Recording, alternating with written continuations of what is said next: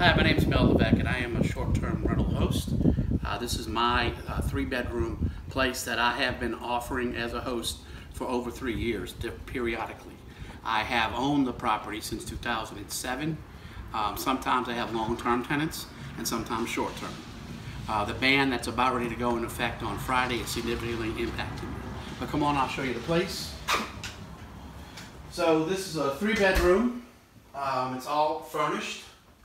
We have a first bedroom over here with a queen-size bed and a closet.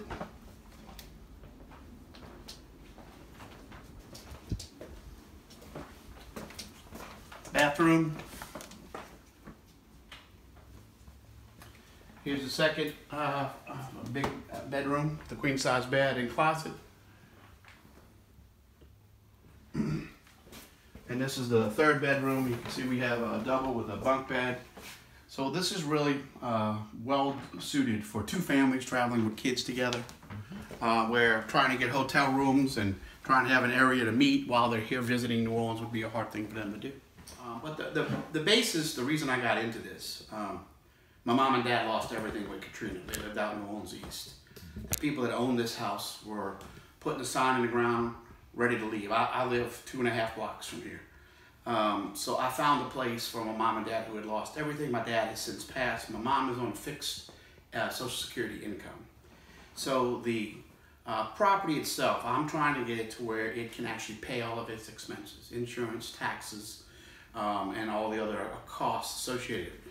I've had to refinance several times because every month I'm coming out of pocket.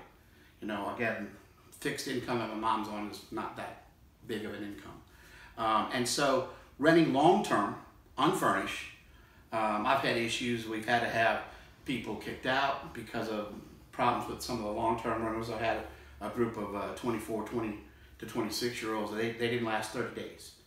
And that was a short-term rental that I didn't intend on being short. I'm not looking to make this a big business. I'm trying to afford my mom an opportunity to live independent, to have this side of the house. She lives in the back half of the house.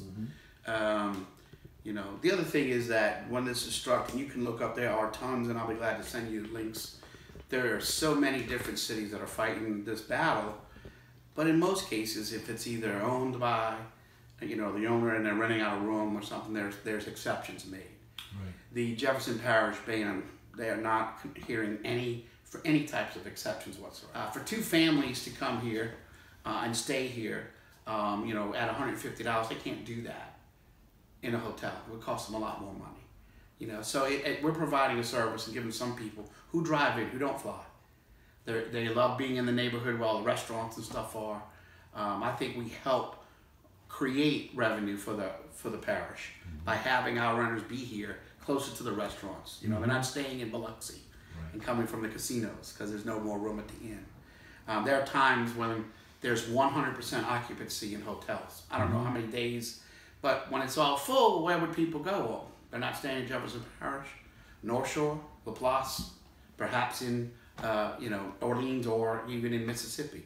So the parish is losing out on revenue when during those. You know, although I bought this property in 2006, there was no restrictions. So what Jefferson Parish has actually done is really violating the Constitution. It's called the taking. They are taking away a property owner's rights arbitrarily.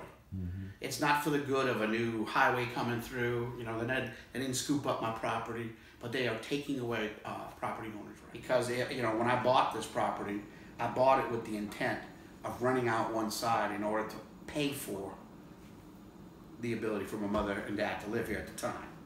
And that's basically the rug's being pulled out from me after the fact. So.